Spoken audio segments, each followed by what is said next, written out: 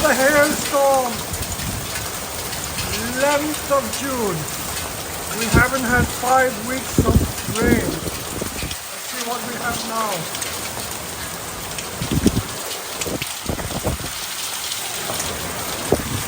Woo!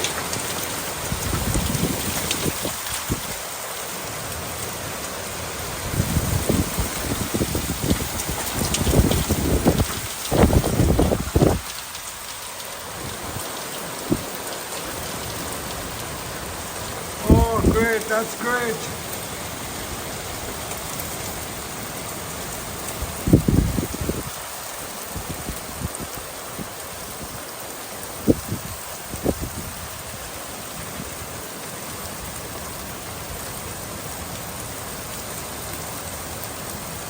One minute of intense rain, lightning, thunder. What more can you get? Hail.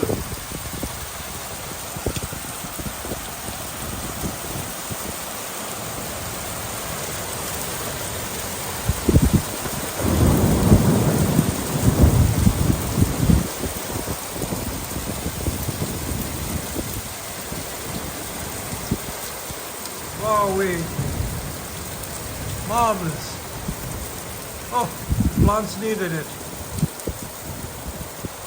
It is the 12th of June, and hiding in the bushes there is our dear friend Kevin, and we have Chrissy as well.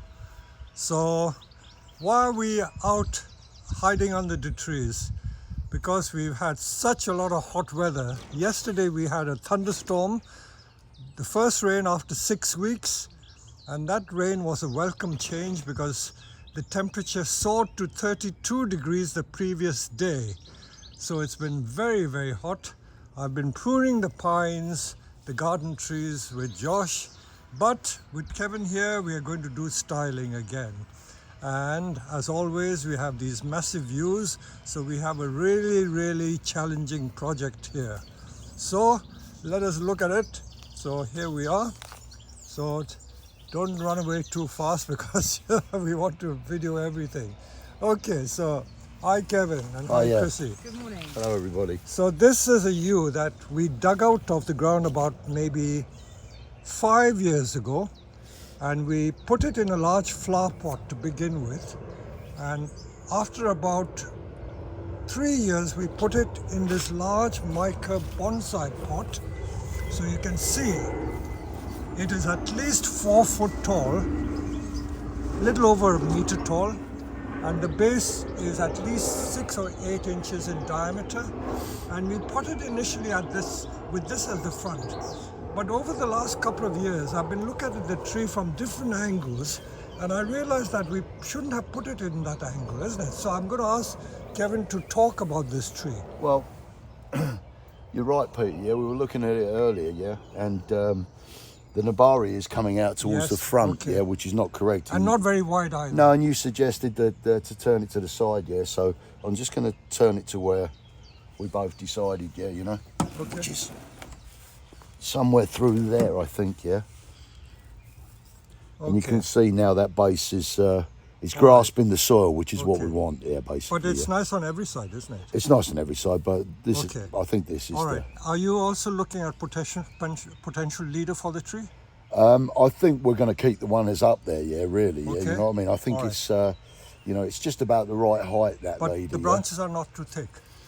The branches are too thick. Yeah, you know what I mean. But you can deal with it. what we can do right here is make like a cedar type affair. Okay. Where the branches are like hands coming up, and then the smaller branches to be brought down. So it's a change from what we normally do, using just thin branches. Yeah, I think, you know, it would take too long, right, to cut everything off and use the thin branches. We'll have to wait another 20 years. Yeah, this has been growing so long, yeah, that's what we'll have to do, yeah, is deal with these pads and bring these branches down, the thinner ones, and leave the other ones like hands going up into there. But like where we've moved it to the front there also, yeah, this one is directly in the front of Nabari, yeah. So we're going to have to remove this one, yeah. So also because of that potential shari, that bit is dead, isn't it? Yeah, oh yeah, yeah. So you're going to use that, isn't it? Oh, definitely, yeah. There's not enough character in there, and we've got this cut at the top here, yeah, which we have to deal with, yeah. So We'll make a sabamiki, yeah, which is a hollow, yeah. Okay. Partially weighed down the shari, yeah, maybe 3/4 of the way down, just to give it more character and more taperage. Okay, great. So far away. Yeah.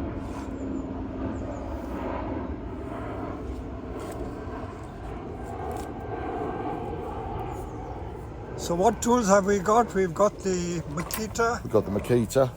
Oh, and you're going to use that. Oh, you're using that. I'm using the bigger one, yeah. Okay. Fine. So,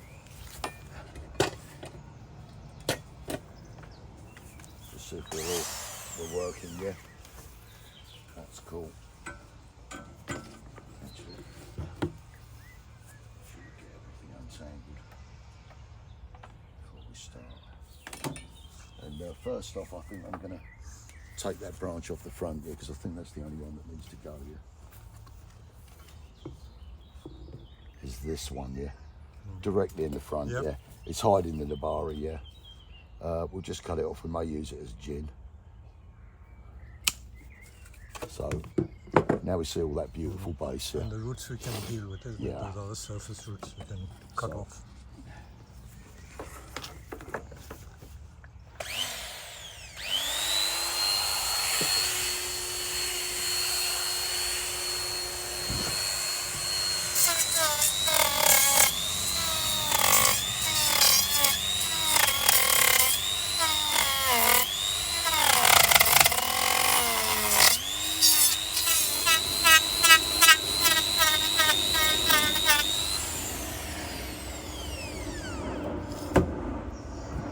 Is that the largest tool bit you would use? You wouldn't use those very big ones, would you? There's a really big one, yeah. But that's too vicious, yes? It's the samurai, yeah. And if you were doing a really big tree, yeah, and you needed to take out an immense amount of wood, yeah, like block carve, then you would use that, yeah. All right, okay. But this is, I mean, even though it's a big tree, This is okay. It's still delicate, yeah, you know. So we're using the more delicate tools, yeah.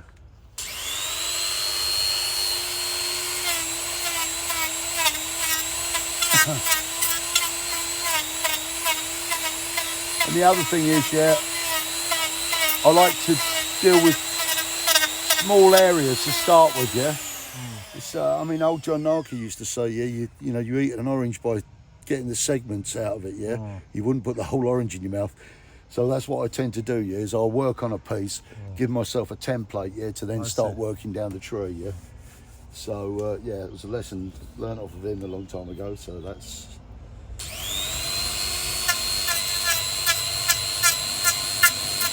I can imagine why in the old days, like the pre-1960s, there wasn't much carving done. Whatever gins did exist were the natural gins, because they didn't have power tools, I guess. You know, I don't know. A lot of people used hand tools. You know, those sort of concave carvers, yeah, to get chisels and things. Chisel them out, yeah, you know. But there's a limit, isn't it? This makes life much easier. Well, I mean, it does, yeah. You know, when you've got something really bland, that's, I mean, how long have you been growing this, Peter? Yeah? About 30 years, 25, 30 years, yeah. Well, it's been growing in the ground, right? Yes. And obviously you haven't got the mountain environment, to make the thing twisted, so it's very straight. Yeah. I mean, if you had something from a mountain environment, it's very easy to tear that, and you've got all those texture, you've got those lines already built into the tree. But when you're doing it with something like this, yeah, it's much easier to do it like this way. I mean, you can still do tearing at the end of it all to make it more naturalised, but I tend not to. Yeah. That's been done so far. Okay. Well, I've started to clean it, and what's happened, yeah, is a lot more dead than I thought there was, and it's really helped us out with the taperage here into the apex here, yeah. So that's quite good. And what you have to watch out for is this, yeah, you know what I mean, is when I'm cleaning and you see some, on taxus particularly, when you see the pink show up like that, that's the live vein, yeah, so you have to stop. There, yeah, so the minute you see that, yeah, you stop. So, yeah, it's working quite well, and we've cleaned the front of the So the natural dead is an asset, isn't it? Yes, absolutely, yeah. You can see it's a lot more dramatic. So it shows in nature it does happen like this. Absolutely. Absolutely. So we're not making too dramatic a change. I thought we were going to turn it 90 degrees to the other side. No, I don't think so. Yeah, I think we're just going to show. If we just remove some of these roots, so yeah, that I it mean goes some of on. these smaller ones, yeah, you know. But also, yeah, Can carve that. yeah, some of these, yeah, you know what I mean. You Okay. can actually take these out of the ground, yeah, and make that into a feature, yeah. Okay. So that can be done also, yeah, you know. Exciting. Yeah. So all that leader has grown in the last 5 years. Yeah. Can you yeah. imagine? Yeah, I mean. Yeah, it was chopped there and then all has grown in 5 Yeah, years. yeah. Amazing. Brilliant. So I mean, you know, yeah, like we say, we're going to make like an old, like cedar type, look, you know, look to the tree. Yeah. Yeah. The other one we did where we cut off and we used new shoots. Yeah, that's a completely different way of doing things. Yeah, you know. But this is. We're going to have a look at that. That's coming yeah, out well, brilliantly. yeah. Yeah, it's doing well. Yeah. So yeah, I'm just going to refine that top a bit All right, more now, great. and we'll see. Yeah. Yeah. I see you've terminated. Would you enlarge that shari more or not? You could do, yeah, make it more powerful, yeah. Or would it stress the tree too It much? might stress the tree too much, yeah. You know what I mean? You know, with these trees, yeah, you don't know what's feeding. I remember I had a formal upright myself, and I don't know if anyone remembers Colin Lewis. Every time he came to my garden, there was a root at the back here, yeah, and it was only about this thin, yeah. And it was right up the trunk like that, yeah. And Colin used to say, "Cut that off for God's sake." But that's yeah? feeding the tree. Yeah, he used to come to me and go like, "Give me the cutters," yeah, you know. And I thought one day he's right, you know. So I cut it. We both decided, and I cut it, yeah. And part of the back of the tree died, yeah. You know? Oh, gosh. So you've got to be really careful I see. about what you're taking off and what you're not. You know, if there was. But then if this pot is full of roots like these, for instance, yeah. you know, that's common sense. You could probably get away with it, you know what I mean? You could probably take all of that part out and make a feature like the top and the bottom there, yeah? But, you know, one step at a time, yeah, you know what I mean? It's, so I'm just going to clean those power tool marks off at the top now. And got to change over for that, so. So now we're going to do some wiring, Kevin and Chrissy wiring it. So this hasn't even taken an hour.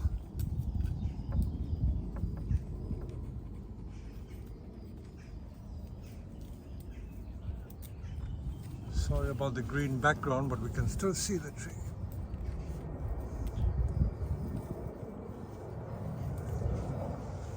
So this is idyllic, look at it. We're working under the wisteria tree, underneath all these blossoms. The fragrance is absolutely stunning. As they say, this is the life.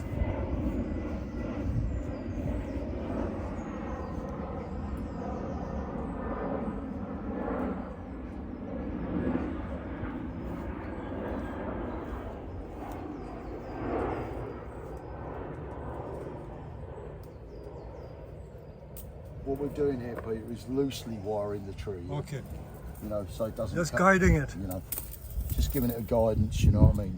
To sort of, you know, tell it where it's going. Yeah, but Like what we call open coil. yeah, but not actually doing the wire up tightly like you do in the winter. Yeah. But it's still set, doesn't it? Huh? It will still set to a certain degree. Yeah. All we're trying to do is get the branches in a proper position for clip and grow.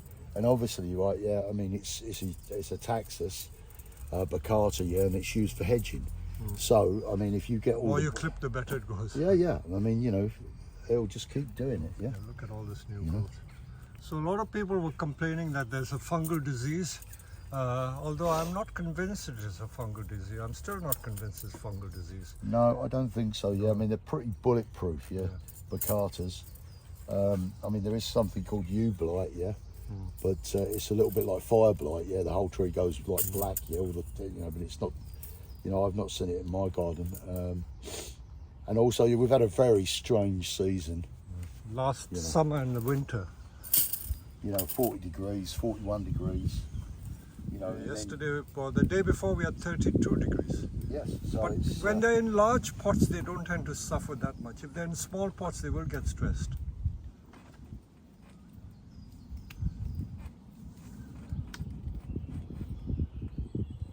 So we're just going to make a little upright unit in here. Just add to the interest. And I've been absolutely inspired, yeah, by some of the Vietnamese stuff that's being done. Really? Oh. It just intrigues me, yeah. You know where they. But they have a lot of this collected material with twisted gnarled trunks. Yeah, but also Pemphis is the very nice. Pemphis is amazing. They're amazing, yeah. And but some of the things they do, you see them chopping them back to nothing, yeah. And then in 2 weeks, yeah, they've grown. You know what I mean? So,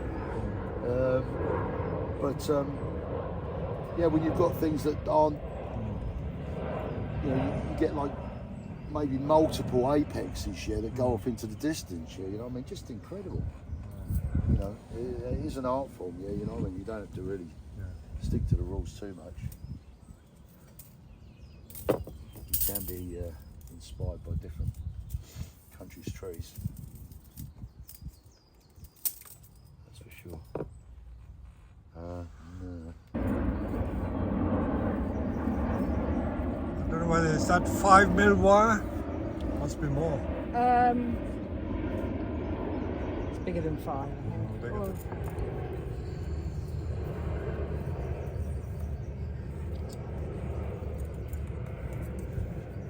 Yeah, it's not a conventional type of wiring, yeah, you know what I mean? It's in the summer, yeah, and we're just directing the branches down to clip later on.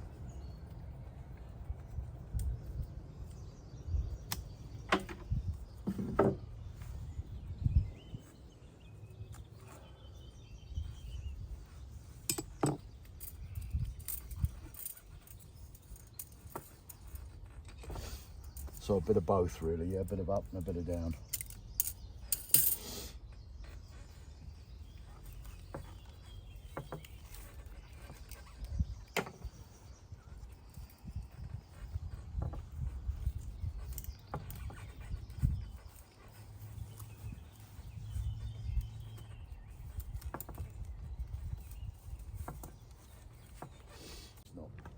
But already looking quite something.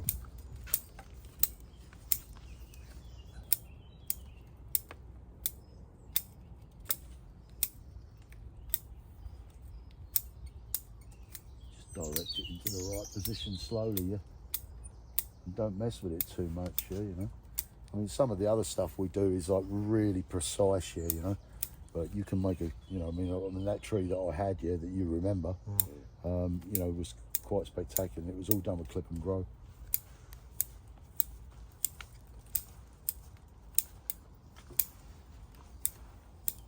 And the more we cut, the more it'll shoot. So. So we have scores of these trees, scores of them. 2 years ago we had a rather unfortunate experience from which we learned from. We planted them in not large enough flower pots, so they didn't survive. I think we only had like 20 or 30% survival rate. But 3 years ago when we dug up a load of yews, we took 10 out and 7 of them survived. 3 didn't make it, but again they were in small pots. But now we use very large pots.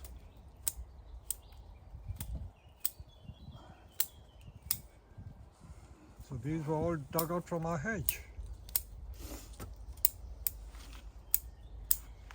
All sustainable stuff.